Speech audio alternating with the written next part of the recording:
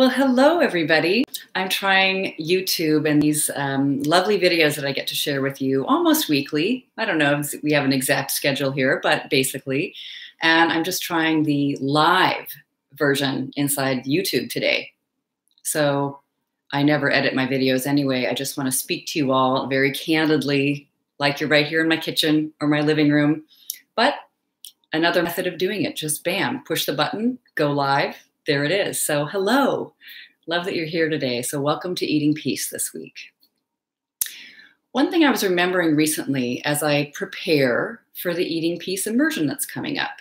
So, this happens in November. It seems to be the fourth year that this is going on, although last year we started in January instead of November. But I love the idea of starting in November for a 5-month, very deep, in-depth immersion program, doing self-inquiry, looking at shame, self-compassion, and some of the key principles for recovering from addiction of any kind, but including this crazy feeling of compulsive eating, right?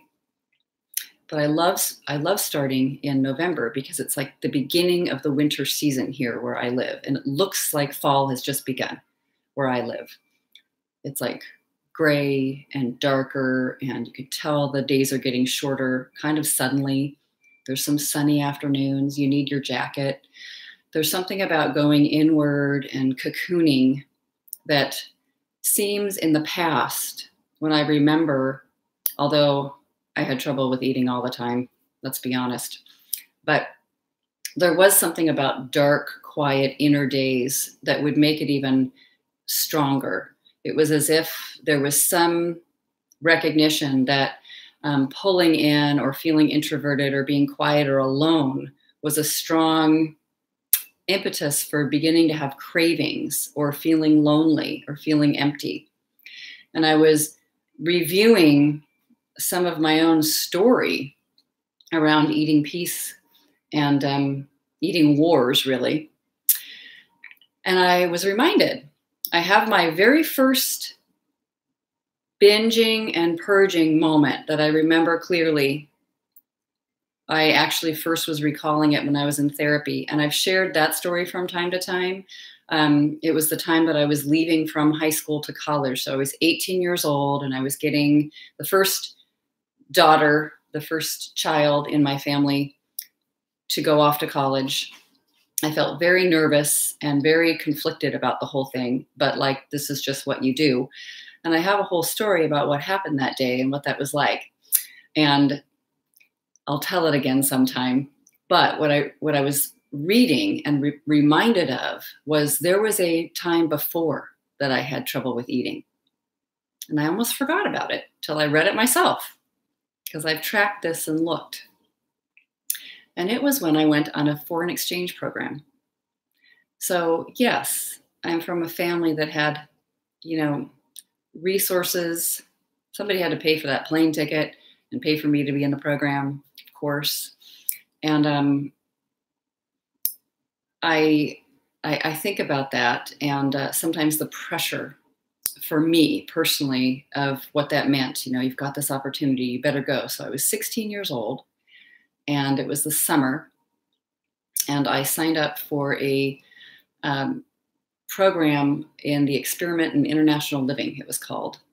And you did an intensive immersion into foreign language training in Brattleboro, Vermont, where I had never been before, with a whole campus full of students my age.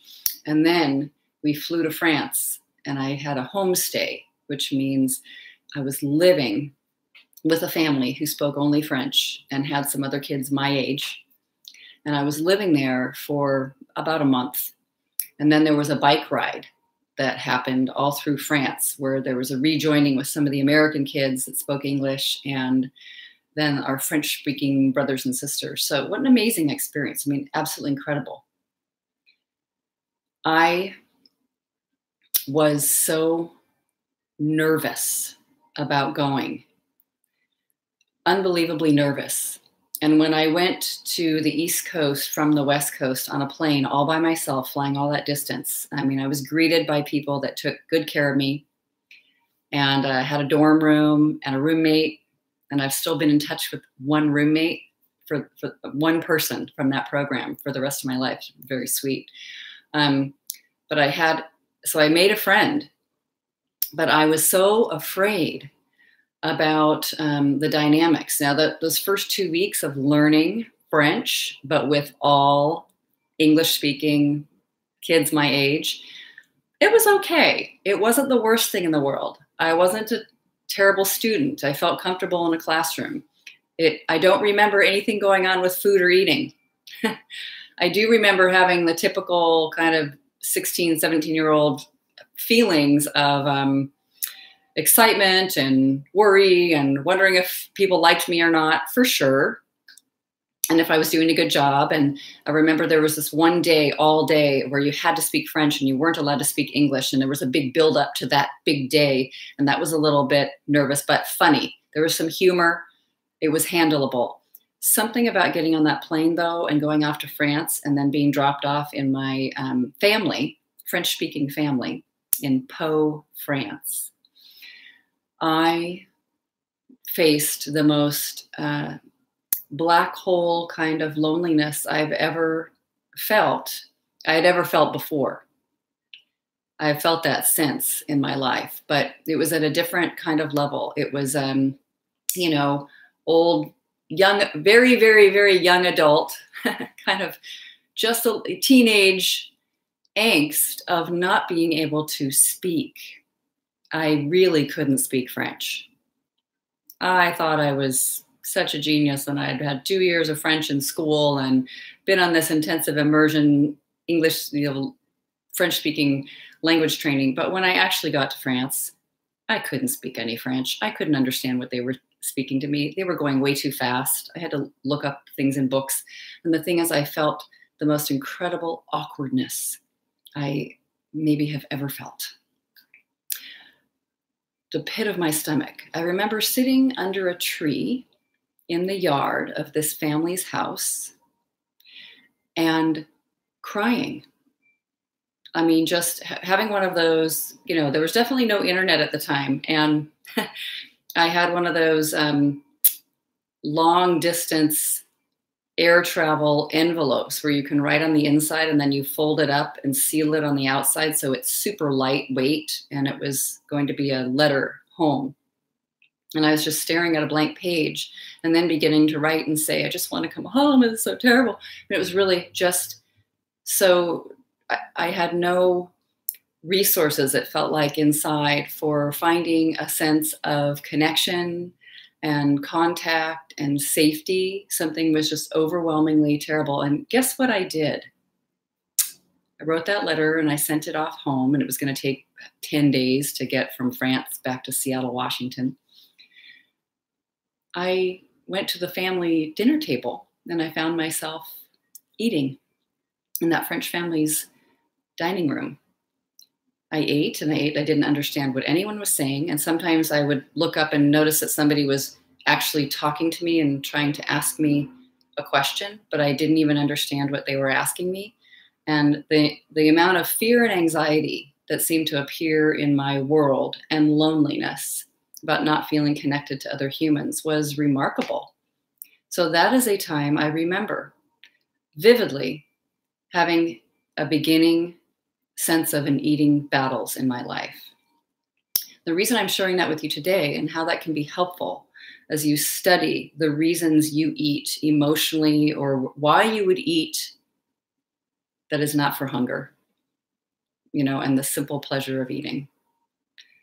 Eating is just, it's sort of a simple pleasure, like sleep or relaxation or movement that isn't pushing, or whatever, these beautiful things in the human body that happen.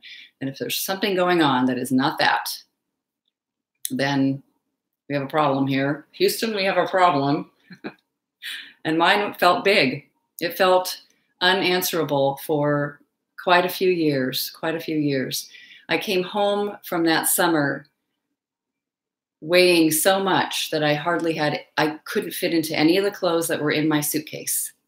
I had to stop. It was the first time in my life I ever had this experience. I had to stop at a store.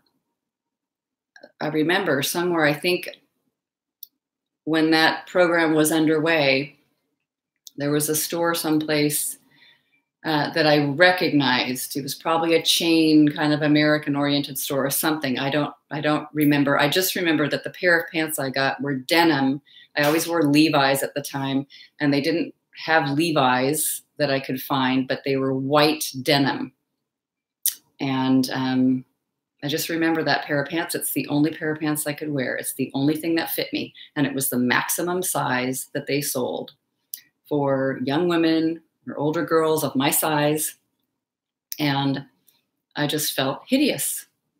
I felt so horrible. As a matter of fact, I even remember with some shame that upon arrival home from that entire summer gone, 2 of my best friends back at home in Seattle were arranging a surprise welcome home party. And I remember coming in and setting down my luggage and getting picked up from the airport and feeling horrible. And I knew my mother especially was noticing how much weight I had gained. I don't know how much weight it was, 25 pounds or something. Just seemed huge at the time. And she said, could you go get something, or somebody's downstairs or something like that. And I walked down the stairs from the kitchen into the basement and opened the door, and there was this huge surprise, and I was mortified. So all my friends were there, all these people were there, and I was so unhappy because I wanted to hide. I did not want them to see my hideous, overweight body. And I just remember trying to pretend that I didn't feel well and couldn't have the party go for very long, and fake smiling, and that it was just felt horrible. So what an awful feeling. And I was ashamed. So the reason to remember and take a look at that kind of story is what I've learned from that is a deep noticing of the belief that I had, which was, I am not connected to anyone. There is no place for support. The only place I can find support is wherever home is. And home is not here in France under this tree. It is across a continent and an ocean, far, far away. When I really look back and remember, even my actual home that I called home might be comfortable and familiar, but there were things going on in my own family that didn't feel home-like. Of course, every family. I mean, it's not like I felt completely acceptable, and there were things in place already that created this incredible divide about, like, if I left, then it was a big disaster. So I felt like I could only operate well, inside that closed unit of a family where people could kind of tell me what to do, or I was doing the right thing, or didn't feel anxious. The most important thing is just seeing that the story there is that it's impossible to find love and connection.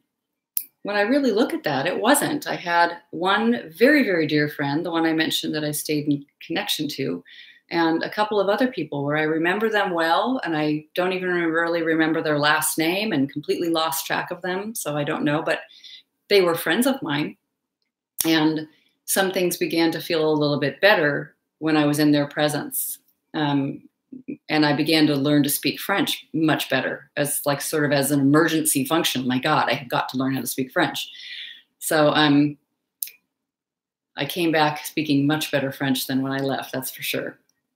But still, just the recognition of emptiness and loneliness, and really believing I was too shy or too ashamed or too just a sense of lack of trust in my own abilities to get connection.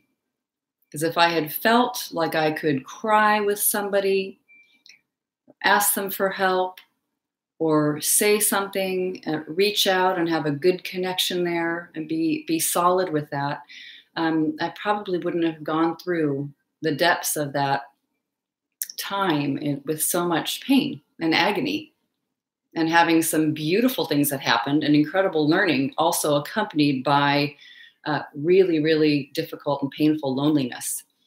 But many times with people, I find when I work with them today, this is a strong, strong and intense story that they just are unable, they don't believe that there's somebody they could talk to or connect with or be accepted by in their environment. It just doesn't exist. So they have to do it alone. They have to just be alone, be fine with loneliness and emptiness, and not connect with anyone. Of course, it points to an underlying belief below that, that being in my own company is not that great. I mean, some people want to sit under a tree by themselves or go to the monastery or just, relax and not have so much input from the outside world. That might have a little bit of a different angle that I also held, though, a story of not being able to really get my own needs met for this, whatever this body is, this person, this unit that I am, and reach out and have that happen, make that happen. And also do that within myself, like just be able to relax, kind of regulate my own sense of lack of safety or that things are so foreign, I can't handle it. So I've noticed sometimes that appears in the world when I've traveled and some places very unusual and I'm not really sure, or there's been things that have happened where it makes me, I'm in some foreign place in the middle of the night, but I know I just need to calm down, relax and make an effort to ask for help at the first place that I can find, or reach out, make connection, and also, question the thought, I am not safe in this moment. Is that true? How do I react when I believe I am not safe? I just start eating like crazy at the table and I don't care. And I just notice a huge desire to consume all the food in France, panic, kind of anxiety eating and separation, fear of separation. Who would I be without that thought? The amazing fourth question in the work of Byron Katie. Who would I be? What would it feel like in my body as I have this relationship to my environment? Who would I be without the belief that I'm not safe and that this is all like I'm incredibly lonely and no one understands me? I have no connection here. Who would I be without that thought, without that belief? It's a really huge imagining to open up to who you'd be without that thought. It's a different way of seeing things, but just feel in the body if I felt friendly towards my environment, friendly towards reality, my relationship with other human beings, even if they only speak French and no English, and I speak English and no French. There's ways you can make signs with people. There's very friendly and humorous and joyful. It's not, language is not required, but I didn't know that at the time. I didn't believe that, not that at the time. So without that thought, I'd probably have that rising in me, awareness that I don't have to actually speak to be connected to other people, to hold somebody's hand or just say, wow, I'm just not learning the language. I can't understand what anyone's saying, or just be sad about that for a moment. So who would I be without the thought? I just would notice without the thought I'm not safe and I'm totally separated from home. I would notice how much there was that was familiar and home-like, and that there's adults, there's a mom and dad in this family and kids and all kinds of stuff. People, there's even the Americans in my program, and I could get help and reach out. So turning the thoughts around, I am safe. I am not separated. There is a solution to this. There is connection. There is a loving compassion, and there's a solution to this. I began to feel when I was back home like food was not required. I mean, I really noticed at that time this new and weird kind of binging, like overeating past the point of fullness, ooh, eat more food, that just kind of like fell away when I came back home. So there was a sense of safety and not a lack, feeling of connection rather than separation. The very strong clue to remember moments like that, so you can study the story of separation and loneliness and then just feeling safe in the world. Then I know where my work is being able to learn to give myself compassion, trust myself, and find connection that I need wherever I am on planet Earth, so that home goes with me everywhere, and that I can find that. And I find when that happens, when I do that, there's just no need for food. Very interesting. That just falls away. The thoughts of and the behavior of needing to eat just diminish. So there's my live today. Probably enough to be said. 20 whole minutes here.